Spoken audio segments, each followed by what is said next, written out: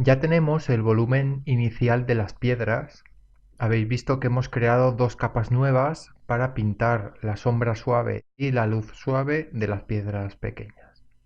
Vamos a crear ahora dos nuevas capas en las que vamos a crear los detalles. Esta primera va a ser sombras detalle y esta de aquí arriba luces detalle.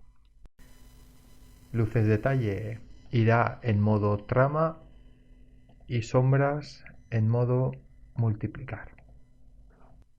En la capa de luces detalle voy a hacer unas pequeñas líneas muy perfiladas que ayudarán a apreciar los cambios de plano de la piedra.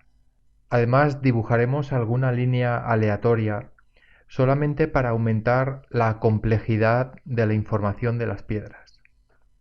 Vamos a editar los parámetros del pincel. Con este que hemos estado usando está todo bien, lo único que vamos ahora a reducir el tamaño mucho, lo vamos a hacer muy pequeño, y en cuanto a la dinámica de la forma, quiero que haya variación entre el trazo más pequeño y el más ancho. Por lo tanto, este parámetro de diámetro mínimo lo voy a poner a 0. Aparentemente parece que no haya cambiado nada, pero en el momento que dibujamos apreciamos ya este cambio aquí. Control A, selecciono todo lo de esta capa de luces detalle y borro y deselecciono. Vamos a empezar a pintar los detalles de la capa de luz.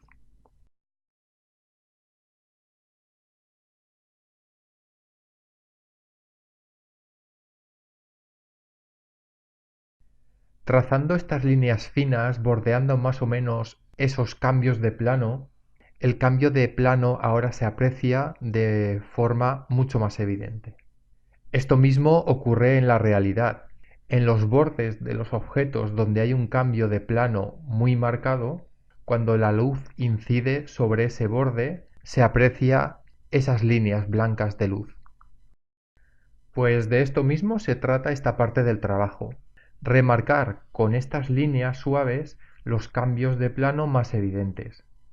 Aparte de estas líneas en los bordes, podemos hacer alguna otra línea aleatoria. Si alguna no me gusta, pues la borramos.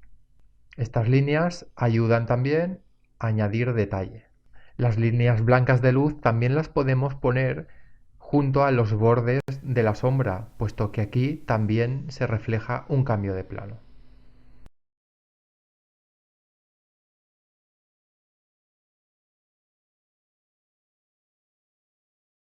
Además, también podríamos hacer alguna línea por la cara central de la piedra, que podría ser una grieta.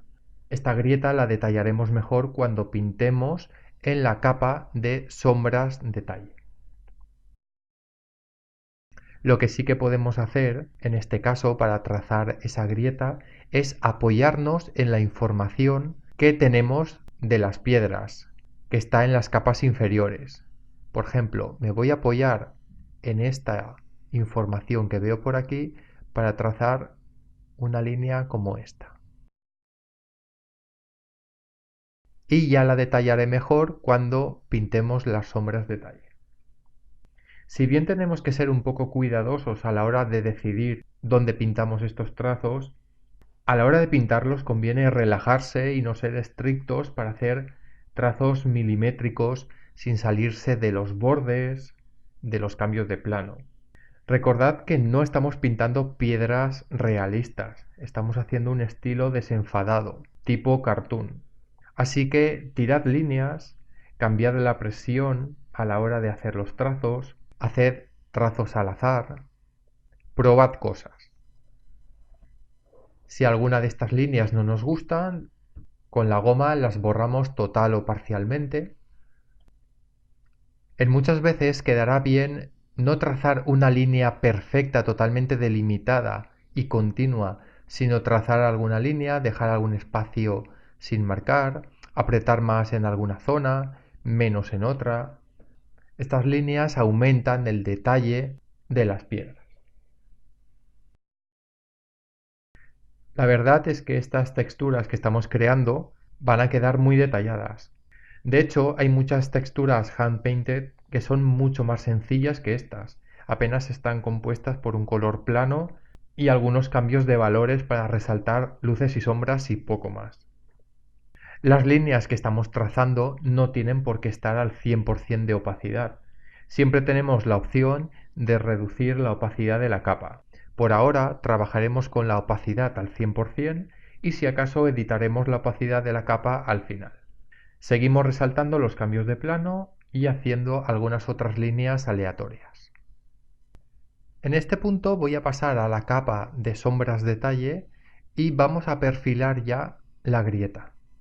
Selecciono el color azul oscuro, voy a aumentar mínimamente la anchura del pincel. El pintar va a ser tan sencillo como pintar un trazo oscuro junto al lado del detalle de luz.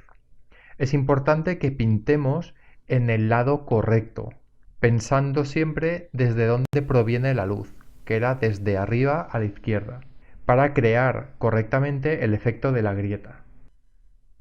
El tono oscuro más el resalte de las luces crea un resultado bastante aceptable y sí que crea la sensación de que hay una grieta. Quedará un poco rara esa grieta ahí aislada en una sola piedra.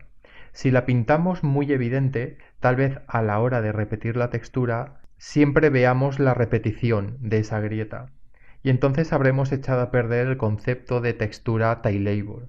Estos detalles puntuales debemos pintarlos con moderación, sin que destaquen excesivamente. El pintar alguna otra grieta en alguna de las otras piedras ayudará a homogeneizar la textura. Creo que la idea de este punto del trabajo ha quedado más o menos clara.